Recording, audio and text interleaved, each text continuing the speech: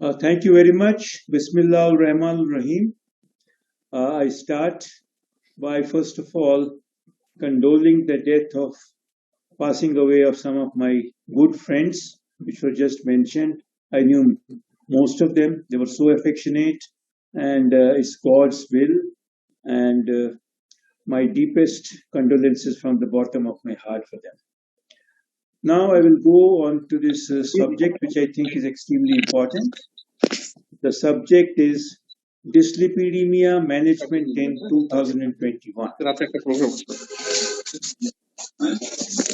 The global burden of cardiovascular disease is well known to all of you. Cardiovascular disease is the leading cause of death. It is claimed to claim more lives than any other form of disease, including all forms of cancer, which are, if you combine them, you can see that more than 1/3 of the deaths are because of cardiovascular disease, whereas cancer is about 27%, and other diseases, including diabetes and other, non-communicable diseases, are much less. So this is extremely important. We also know that out of so many risk factors, lipids in the population is one of the most important and critical modifiable risk factor for acute myocardial infarction. When you see all these risk factors, which were discussed in a study called Inter-Heart study, which explained that 9 risk factors, which are listed here, explain 90% of the heart attacks, and lipids is one of the most important risk factors, followed by smoking and the other risk factors. Now, we have been treating high LDL cholesterol levels for more than 2 decades now. And we know the studies started, the FOURIER study for secondary prevention, the Scandinavian Rosuvastatin study, the CARE study, the HPS study, the TNT study. So first we knew that high LDL cholesterol is bad. Then we were told that average is not good. Then we were told that lower the better, and so on and so forth. And now we know that even very low is the way to go. Raised LDL cholesterol is raised in more than 70% of the patients with coronary artery disease. And this is a study which I had published many years back in 2017, 4 years back, in which raised LDL cholesterol was present in more than 70% of patients. And when we say raised, means LDL more than 70 milligrams was present in more than 70% of the patients. And on the right, you can see that so many studies all showing that lower is better. FOURIER study showed that giving drug reduces the events significantly. Similarly, HPS, blue is placebo and orange is drug. You can see the orange goes, event rates are much lower than the blues, which are the placebos.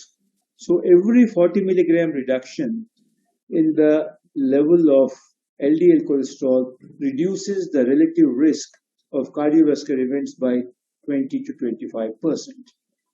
And we know statins continues to be our best bet. Here is a short story. A 37-year-old man working in a private company. He was attending the emergency room with severe chest discomfort, the chest, headache. He was a diabetic, hypertensive for more than 10 years, was not taking alcohol but was smoker, had diagnosed dyslipidemia and was on medication for it. But look at the pity dose. He was taking 5 milligrams of Rosuvastatin. Family history strong. Parents, father had coronary artery disease, bypass surgery. He was lifestyle was very, lax, frequently taking food outside at least 3 times a week. And then he had a myocardial infarction. He was immediately taken to the cath lab. He could afford it. An immediate intervention of PTCA was done with a drug-eluting stent. But what about his lipids? Let us evaluate the patient for dyslipidemia management now. He was on Rosuvastatin 5. Is it adequate? We need aggressive statin management as per the guidelines, which not only prevent the event but also prevent future events. They prevent rupture of the vulnerable plaques. As you can see that almost 80% of acute coronary syndrome patients have more than one plaque which ruptures other than the culprit lesion. We know the culprit lesion which has caused the myocardial infarction, but there are several other mild lesions, sometimes not even very easily visible on coronary angiography, which have got a thin, membrane and a lipid core there, which is also called, thin layered plaque. That is the TICFA, thin layer. Now you can see that 79% of patients in this particular study, about 80% had more than one plaques which had ruptured by intravascular ultrasound study. And we also know that superior LDL reduction along with plaque regression always helps in achieving 12% reduction of major adverse cardiac and cerebrovascular events. As you can see here, if you are not taking the plaque regression is taken with LDL cholesterol, more than 70 versus less than 70, there's a 12% reduction in the major adverse cardiac events. So this has ushered in a new era of LDL cholesterol reduction. Lower the better. Lowering goals in patients with known atherosclerotic cardiovascular disease who are at high risk. And the new revised concepts are that more intensive reduction across cardiovascular risk categories. For secondary prevention in very high risk patients, we need LDL cholesterol reduction by more than 50% from baseline. That is very often an LDL cholesterol less than 55 milligrams is recommended. For patients who have had a vascular event and a second vascular event has occurred within 2 years, and we see it often, and they are taking maximally tolerated statin therapy, the LDL goal in them is not 70, it's not 55, it is less than 40. For patients at high risk, an LDL cholesterol reduction of more than 50% from baseline is recommended. That is, patients who are at high risk but had never had a vascular event. And for individuals who are at a moderate risk only, have got a few risk factors, no vascular events, it could be considered as less than 100. But patients who have very low risk, still LDL cholesterol less than 116 is recommended. So it is recommended that a high intensity statin is prescribed up to highest tolerated dose in patients who are at a high risk. Now, this is the European Society of Cardiology guideline, the latest guideline of 2019. If the risk is low, that is, the score is 1 or more than 1 and less than 5%, these are young patients, may have diabetes, less than 50 years, or duration less than 10 years. These are moderate risk patients. And if the score is higher, that is more than 5% and less than 10%, they are high risk. These are the patients who have got major risk factors. They may have chronic kidney disease with the EGFR less than 60 and duration of more than 10 years of other additional risk factors. Then we come to very high risk, who have had atherosclerotic cardiovascular disease by clinical criteria or imaging criteria, have scores more than 10, have got a family history of atherosclerotic cardiovascular disease, severe CKD, that means EGFR less than 30, diabetes with target organ damage in more than 3 risk factors, or very early onset of type 2 diabetes. They are very high risk. So you can see that for a low risk, LDL cholesterol less up to 116, but as the risk increases, you go on reducing the LDL cholesterol as the target. For moderate, 100, for high, less than 70, and for very high, 55. Now, the statin therapy is recommended in all the patients with acute coronary syndrome when they come to see you as per the guidelines. In all the ACS patients who have no contraindication or have a definite history or do not have a definite history of intolerance, high dose statin as early as possible. This is a class 1 indication. And lipid levels should then be re-evaluated after 4 to 6 weeks. First time when they come, you don't have to even do lipids. Go with a high dose statin. And high dose statin means 80 milligrams of atorvastatin and 40 milligrams of rosuvastatin. Some people may go up to, in some 40 to 80 and 20 to 40, but it's always good to go to the highest dose. Lipid levels should be re-evaluated after 4 to 6 weeks after acute coronary syndrome to determine whether a reduction of at least 50% from baseline and goal level of less than 55 has been achieved. And this is a 2A indication. That means there are a lot of people who will believe in it, but some people still believe it is too aggressive. And if the LDL cholesterol is not achieved after 4 to 6 weeks with maximally tolerated statin, we need to combine it with something like ezetimibe is recommended as a class 1 indication. Statins also promote stability of the plaque with LDL cholesterol reduction and also change in the percentage of necrotic core. As you can see, once the high dose statins are given, there is a significant change in the LDL cholesterol and it leads to reduction in the percentage of the necrotic core, and you would see that there is a change in CRP. The CRP which was high, CRP is a marker of inflammation, usually very high in acute coronary. You can see it goes down. Thrash study has told us that if the patient has no other sign of cardiovascular disease but has a high CRP, is a candidate for LDL cholesterol reduction drastically. Rosuvastatin as compared to atorvastatin, 80 milligrams, has been shown to have more reduction in LDL cholesterol. As you can see, atorvastatin 40% reduction, rosuvastatin 46% reduction at the highest dose. 40 milligrams of rosuvastatin is the highest dose, and atorvastatin 80 milligrams. So it has gotten higher potency. Now, this is a very important study called the asteroid, which shows that regression of the plaques is possible.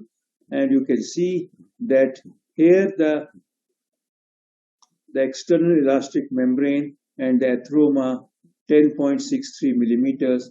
And as you can see, after giving this particular patient high dose statins for 6 months, you can see that the atheroma from 10 millimeters has come down to 6 millimeters, and external elastic membrane from 19 has come to 17. That means the plaque has shrunken and it has become less vulnerable to a rupture. Lumen size 8.4, and you can see the lumen of the vessel has increased from 8.5 to 10.3. That is the wonders statins do when you are giving them high dose statin. Although this one is showing 40 milligrams of rosuvastatin, but there are studies showing that 80 milligrams of atorvastatin can also nearly match this. Now, as you can see in this particular study, 78% patients showed plaque regression by IVUS parameters. Does the risk end here? We need to continue this therapy. It's not a therapy which is to be given for few weeks or few months or few years. It is lifelong and in the same dose. Some of us have a tendency of reducing the dose after 6 months or a year. No, it has to continue. And it is here that there is a culprit vessel and there is a non-culprit vessel. You would see that the rupture or involvement or blockage of culprit vessel or the non-culprit vessel in this prospect study was almost equal.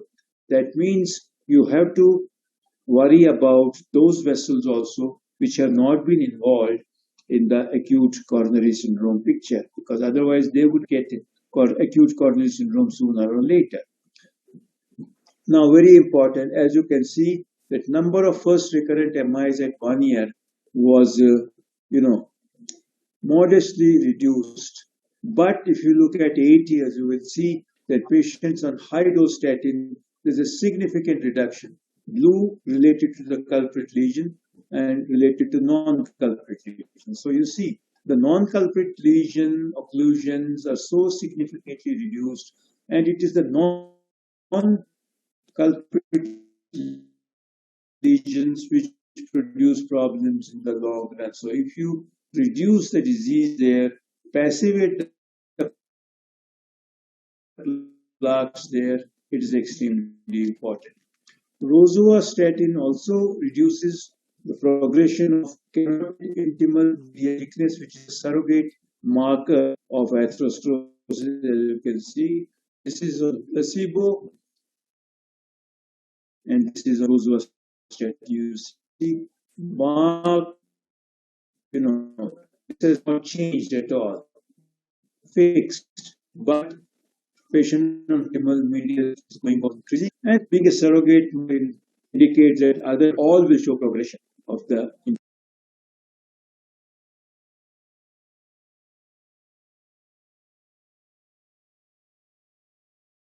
goes Recording down. in progress. And if it's an adherent person, the survival is much better.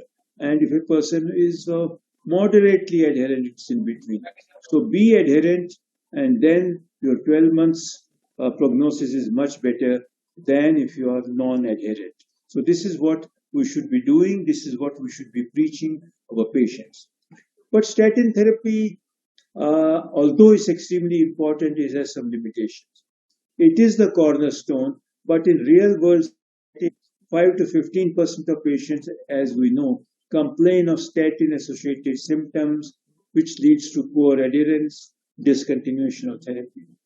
And there's something called residual risk, as you can see in all these major studies, from FOURIER to escort lipid lowering arms, 30% to 37% reduction, but there's always 60% to 70% chance of progressing in spite of LDL cholesterol lowering. That means about 80% to 60% residual risk remains. And this leads to rehospitalizations, acute coronary syndrome, revascularizations, strokes, angioplasty, bypass surgery. So what do we do? So there are some new kids on the block now, and we talk about that. One of them is ezetimibe, which has been available for us for some time now. It inhibits the absorption of cholesterol from the gut. The maximal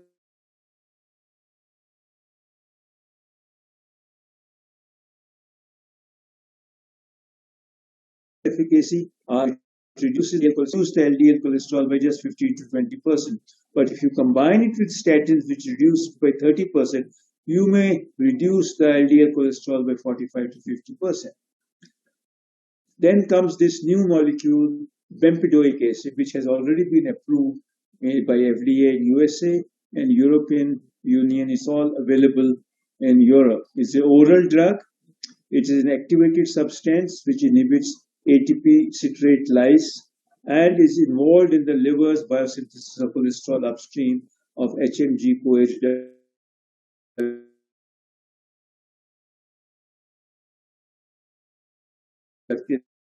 which is the same as the statins do. It's metabolites through urine and some through feces. And as I told you, it is approved in USA and also European Union. It's available as Nexletol. It comes from a pharma company called Espiron, American company. 180 milligrams a day, can be taken with or without food. Its side effects, one of the important ones which one has to be careful, is hyperuricemia. But there are no contraindications, and also should be not combined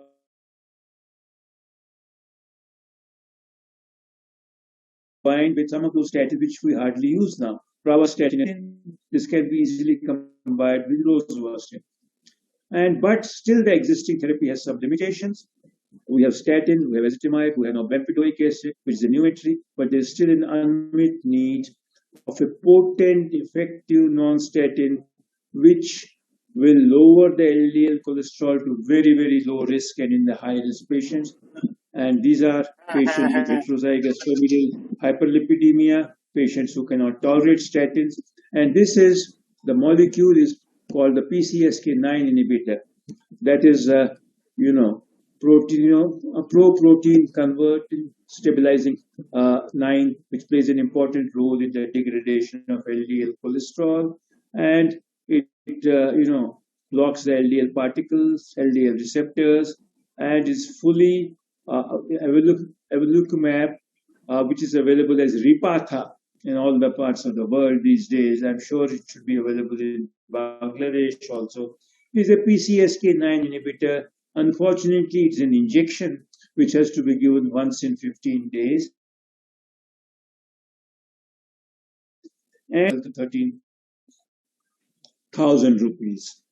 But this is meant for a select group of patients. It reduces the LDL cholesterol as compared to placebo or to ezetimibe very significantly by about 60 to 70%. As you can see, extremely important. It reduces also, besides LDL cholesterol, the FOB, the Lp(a), the VLDL, and also increases the HDL cholesterol by about 10%. GLAGO was a study based upon intravascular ultrasound, which reduced the plaque volume by about 0.9%, which is a large effect that the plaque being reduced over 18 months. This is the study which is very important, the FOURIER trial, in which about 28,000 patients with established cardiovascular disease who had a prior MI or stroke or peripheral vascular disease and had, in spite of high dose statin therapy with or without ezetimibe, LDL cholesterol more than 70 or non-HDL more than 100. They were randomized to evolocumab 140 milligrams twice a month or 420 milligram once a month versus placebo. Again, matched placebo given twice a month. The summary was that it reduced over and above the reduction by statins. LDL cholesterol was reduced by about 60%. Cardiovascular outcomes were also reduced, and it was seen that evolocumab was very safe and very well tolerated. As you can see, the decline you can see from about a 90 to about 30. The values which are unheard of with statins and ezetimibe combinations. And the primary efficacy endpoint, there was a 1.6 absolute reduction, that is 15% reduction in the MACE, death, non-fatal MI, ischemic stroke. And also you can see that over a period of time, the risk reduction is increased. In the first year, about 16% risk reduction, which goes to 25% in the second year. And as you can see, the cardiovascular death, MI or stroke, has gone down by 10%, which is a very, very gratifying effect. As you can see, over a period of as long as you can reduce the LDL cholesterol by more than 25%, the events are very, very significantly reduced. 31% further reduction. And the benefits in patients who have had more than 2 prior MIs, the benefit is more. If the person has had only 1 MI, the benefit is less. 8.2% risk reduction, that is, you have to treat 60 patients to reduce one event, but if he has had more than 2 MI, you just have to, the NNT is 38. So that's how, patients who have had more than 2 MIs are benefited the more. Higher the risk, more is the benefit. Similarly, if the patient has multivessel disease, the benefit is significantly more, absolute benefit of 3.5%, but if it is single vessel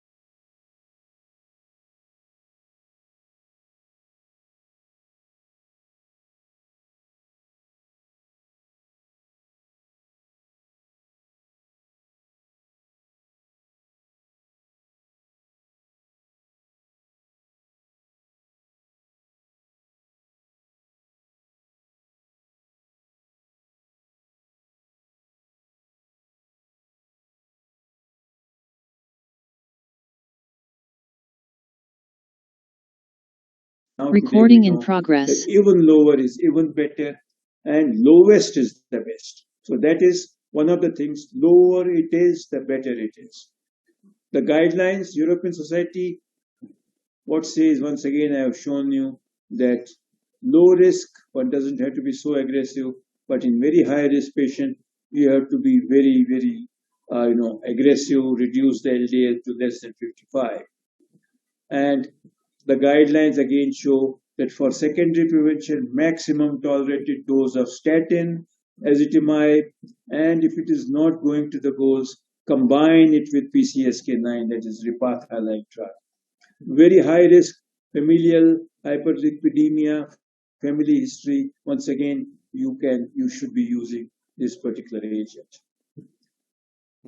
Now, recommendations is that all the patients without any contraindication, we have to reduce the LDL cholesterol to as early as possible, and lipid levels should be reduced to more than 50% from baseline and less than 55 in a very high risk case, and in many such situations, you might have to use evolocumab.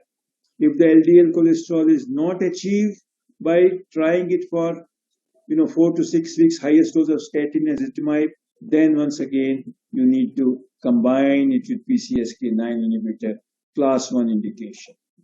And in patients who cannot tolerate statins, they are unfortunate patients, there one has to think of these novel agents. So the changes in guidelines are making it more and more aggressive. 60-year-old patient, MI 1 year back, presents with new acute coronary syndrome and maximal lipid lowering therapy, LDL cholesterol 68. In 2016, we said it is enough. But today we say, no, it is not enough. You have to go to less than 55. So consider in-hospital PCSK9 inhibitor in such patients. These are the recommendations of the Lipid Association of India, because we used to, like you in Bangladesh, see some extremely high-risk patients, young persons, recurrent MIs, more than 2-3 risk factors, very high risk. There you have to go less than 50. And these are the patients who must be started with statin, ezetimibe, and available bempedoic acid. And if it is still not working, then you might have to go for PCSK9 inhibition. So I would like to end my talk by giving some take-home messages. Number one, statins are the first-line treatment for the management of dyslipidemia and primary as well as secondary prevention. The residual risk beyond statin continues to be a cause of concern. Non-HDL is a better risk predictor than LDL alone. Agents like ezetimibe and bempedoic acid are of additional help. Risk stratification of patients with multiple risk factors and previous atherosclerotic cardiovascular disease is very important. Lower is better, lowest is the best. And in the highest risk patient, in many situations, you may have to use PCSK9 inhibitors, and evolocumab is one of the agents which needs to be kept in mind. It's expensive, but life is precious. So European Society Cardiology and Lipid Association of India has brought down the limit to less than 55 in the highest risk group. Thank you very much for a very, very patient hearing, and I'm open for any comments, discussion, questions, all yours. Thank you. Thank you, Professor Dr. Upendra Kaul, for your nice and elaborate presentation regarding the management of dyslipidemia in 2021. Now, the floor is open. I am requesting the panelists to say a few comments. I'm requesting Professor Mahawali sir to say a few words.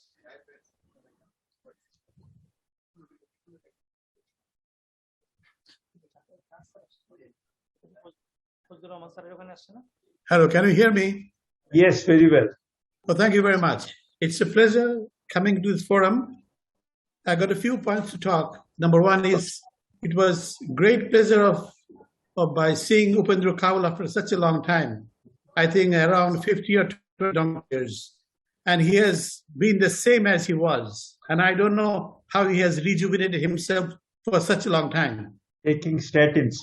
Statins. I knew that coming this way. It's statins. And the same Kaul, the same smile, and the same yeah. He's not grown old. He's getting younger and younger. Thank you, Kaul, for joining us. Thank you. As you know, that listening to his lecture is like reading a book from epilogue to prologue, a prologue to epilogue. Everything is same, not much to add. But you know, as dyslipidemia cannot be reversed, so it's a lifelong condition, as I would think these days. And so what we need to do is to prevent by choosing healthy fat, avoid the saturated ones, cut down the trans fat, eat a diet rich in omega and the fibers, and use some fermented foods, which are very goes with the days these days. Check the lipids once a year at least, and over a fasting of 12 hours. That's what they say. And the Feldman's protocol says eat fat to reduce the cholesterol. Controlling dyslipidemia, I think these days it's good to take a picture of what you eat every day, or to keep a food log. And that will make you aware of what the food you are eating. About the drugs, he has already said, so he said everything. So I would say that before prescribing statins, you must ensure that the patients or anybody changes his lifestyle. Without changing a lifestyle, only statins won't work. So putting an ice on the cake, like the icing on the cake, I must say, eat smartly, move daily, and don't get weight. Thank you very much. Absolutely right. Sir. Now I am requesting Professor. It goes without saying that whatever I said is over and above all the efforts for non-pharmacological treatment like exercise, eating lots of fruits and vegetables 4 to 5 times a day, and doing exercise, not to smoke, is a holistic thing. You know, one tablet, even if you take 80 milligrams every day, but if you continue smoking and you continue eating, is not going to be so effective. So very well said, Abu. Thank you very much, sir. Now I am requesting Professor Abdul Jahez sir to say a few words.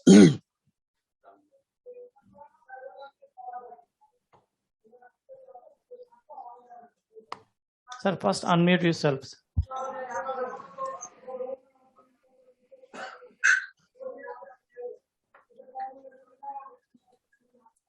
Professor Abdul Jahez sir, first unmute yourselves.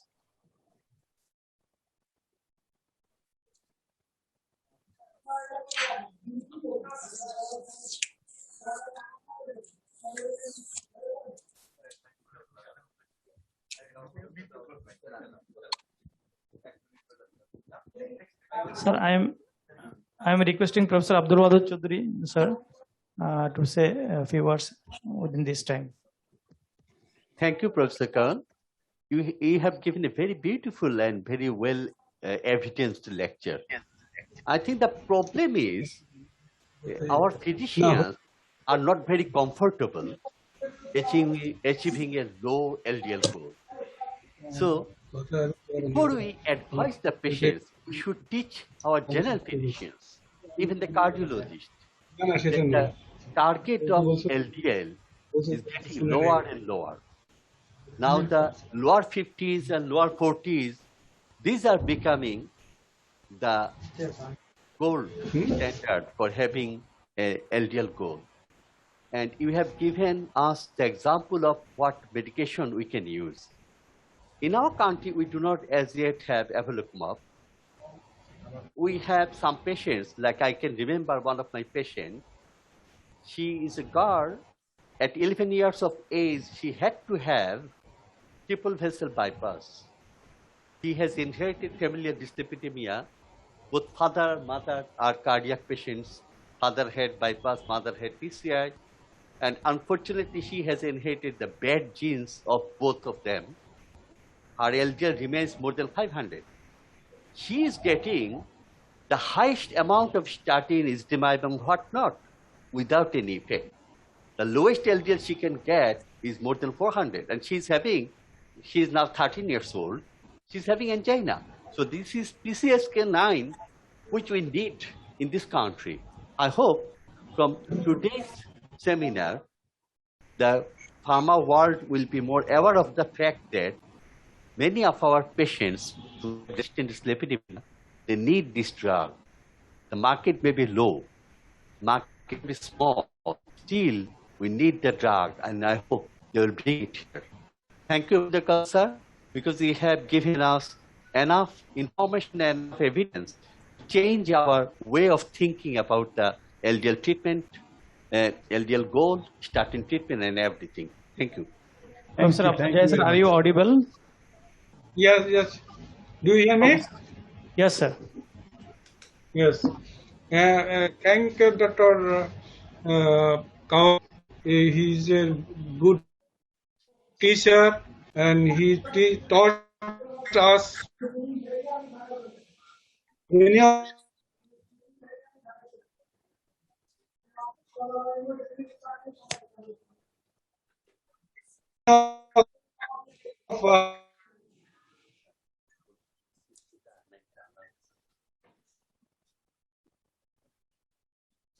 us the interventional and the clinical cardiology. In our country, we have statins.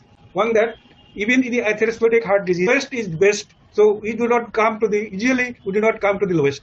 If it comes to the normal, then many of us stop statin because they fear about the liver disease. They don't fear about the atherosclerotic cardiovascular diseases. So you should be we should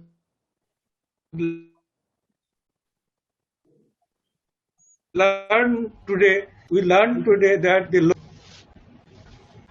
okay. Thank you, sir. I am shifting to Professor Mir Jamaluddin sir is here. I am requesting, he is the Director of NICVD and Vice President of Bangladesh Cardiac Society. I am requesting Professor Mir Jamaluddin sir to say a few words. Thank you, Dr. Upendra Kaul, for your excellent deliberation on time-honored topics on the day of World Heart Day. Really, its management of dyslipidemia is part and parcel to prevent the ischemic heart disease, and which should be very much ignored sometimes, even by some of our cardiologists, regarding its dose, regarding its duration, regarding its starting and continuation. So we should have to write down accordingly so that our patient will be benefited. And you have nicely shown the all aspects of this dyslipidemia and its management. We are very much grateful to you. And on this World Heart Day, once again, I congratulate you and all other faculties. Thank you. Thank you for giving the excellent speech. Thank you. Thank you, sir. Thank you very much, and it was a pleasure. Now I am requesting Professor Nawazeshwari sir to say a few words regarding Upendra Kaul's lecture.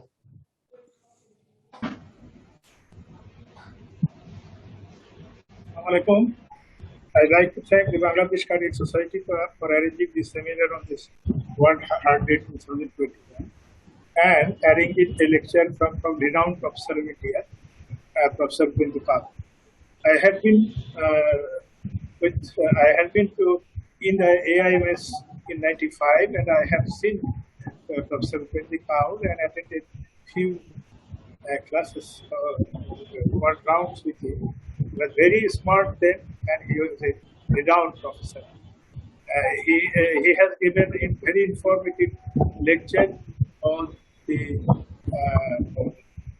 hyperlipidemia and use of newer drugs of lipid-lowering drugs, especially in high-risk cases, younger generation patients, and the level should be considered now much lower than we think. So, in our country, we usually were habituated to practice with lipid-lowering agents like Rosuvastatin and Rosuvastatin. We don't use even ezetimibe in larger scale. We should think of it of using a larger scale, and the newer drugs should be available as suggested by Professor Madhusudan. Thanks. Cardiac Society, and Professor Kaul. Thank you. Thank you, sir. Now I am requesting Professor Fazlur Rahman, sir. He is the president of BSCI. Professor Fazlur Rahman, sir, to say a few words.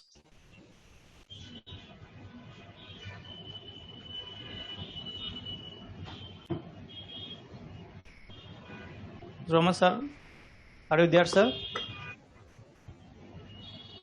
Okay. Now I am moving to Professor Mohammad Shahabuddin, sir, to say something regarding Professor Kaul's lecture.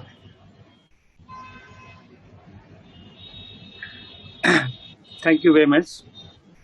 It's my great pleasure to say something regarding the presentation of Professor Upendra Kaul.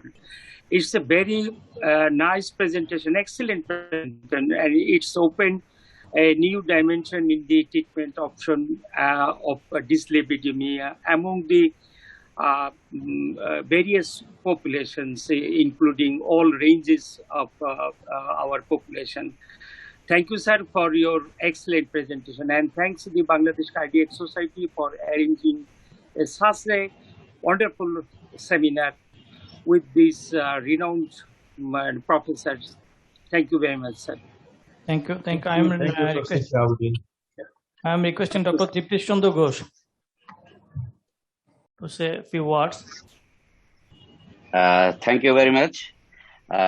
It's really pleasure to hear from Professor Kaul, and I also like to mention that we met in the year probably 2003 or 4 in SARC Cardiac Society meeting in Delhi, and he is a renowned professor, and today's lecture covers all the things. I think latest evidence-based management of dyslipidemia, and though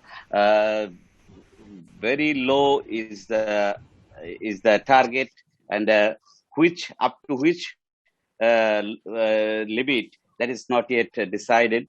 Even lower than 30 milligram per deciliter is the target for treating dyslipidemia for LDL cholesterol level, and I think we have so many armamentarium to treat LDL cholesterol, statin, ezetimibe, and PCSK9.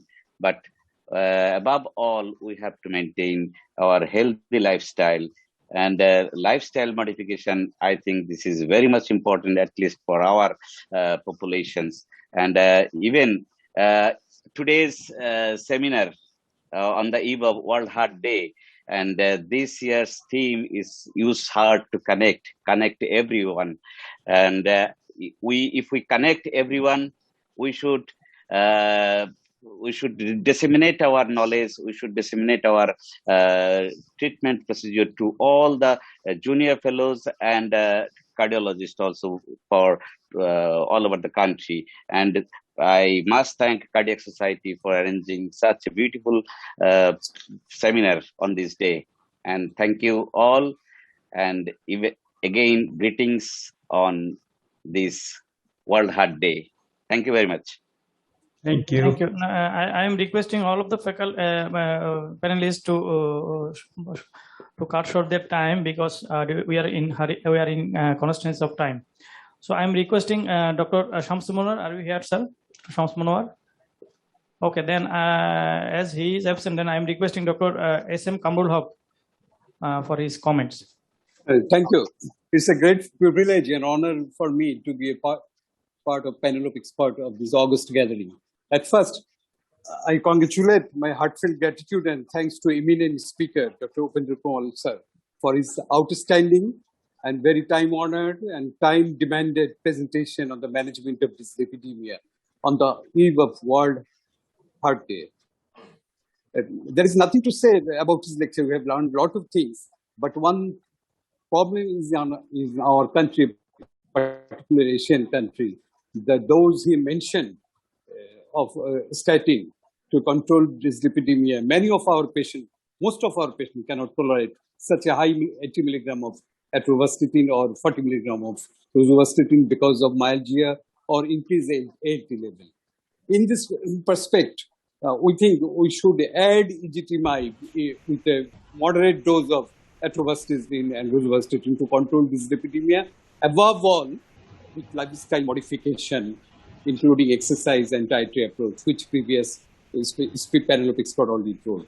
Thank you, Dr. Upendra Paul, for his excellent presentation. That's a masterpiece presentation, evidence-based presentation. And thank you, Bangladesh Cardiac Society, for another important, time-oriented, time-demanded topics on the eve of World Heart Day. Thank you, everybody. Thanks. Though we are running short of time, I have a question from the audience to open the call. Sometimes some post-PTCA patients are getting atorvastatin only 10 milligram, and they are well-controlled LDL levels. What is your comments regarding that?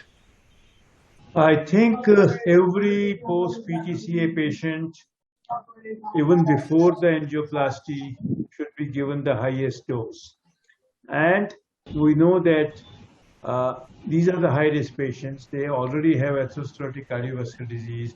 There's nothing like 100 or 70 for them. They should be on a, LDL cholesterol should be low. And we also know the pleiotropic effects of statins, which go beyond LDL cholesterol reduction.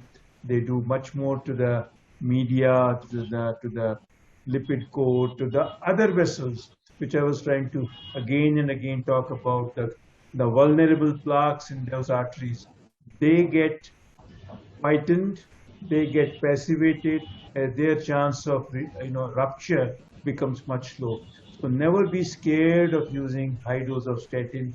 And I did a study many years ago, which is published, in which we gave patients either 10 or 40 milligrams of atorvastatin without telling them that you are in this particular dose, blinded, and there was no difference in the symptoms. It is also the psyche of the patient. He reads the paper within the box that says myopathy and this and that.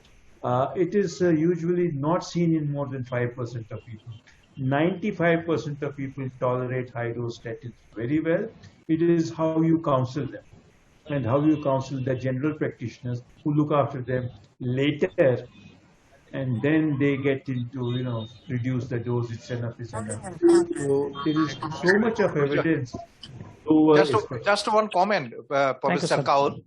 There is a paper just recently published in, I think, in European Heart Journal, the nocebo effect of the statin. They have shown that actually the people have the complaints if they know that they are getting the statins. But if they are given the statins blindly, they don't complain that much. They just recently published a paper. That's what I told you. We did a study without telling them whether it is 10 or 40, and they tolerated equally. Their CK, MB and all that were same. Yes.